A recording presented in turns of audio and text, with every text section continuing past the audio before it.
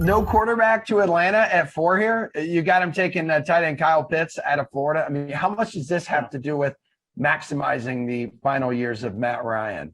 Yeah, and it's similar. It just like I said with Denver, they haven't been talking about getting rid of Drew Lock. If anything, the team has kind of been like supportive of the role. It really looks like they're going to stick with Drew Lock. It's the same kind of thing with Atlanta. We haven't really heard anything about Matt Ryan potentially being on the move or Atlanta wanting to sever that connection. I think they're very committed to going with Matt Ryan for next year and potentially just, beyond until he's ready to retire. So with that in mind, I mean, maybe Atlanta gets like an offer they can't refuse and trades back here, but I think that they're going to be pretty fine taking Kyle Pitts here. I mean, a really versatile receiver, obviously has a ton of top end, but a guy who played outline, inline in college, 6'6", 240, runs a sub 4.540.